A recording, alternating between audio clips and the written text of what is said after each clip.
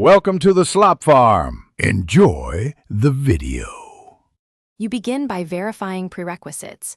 You have network access, admin rights, and the VPN name. Open your system settings or the system tray network icon and find the VPN client. Click the connection entry to start status checks. Make sure you note the protocol, ICAV2, OpenVPN, or WireGuard, because it affects logs and diagnostics. Once done, do not disconnect. Leave the VPN attempting to connect so you can view status messages and next step details in the client UI. Next, you inspect detailed status. Look at the connection state, assigned IP address, DNS servers, and connection duration.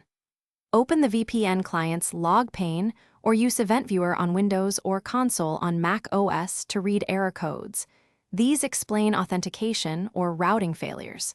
Then run ipconfig or ifconfig and a traceroute to confirm traffic flows through the VPN gateway. Make sure to compare the public IP before and after connecting so you can prove whether your traffic is routed through the tunnel.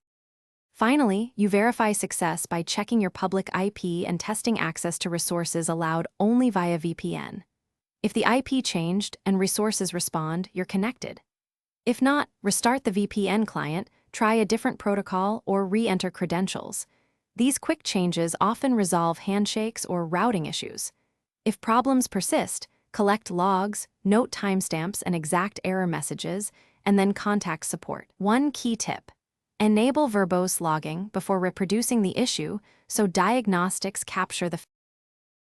Thanks for watching. Consider subscribing if we helped you today.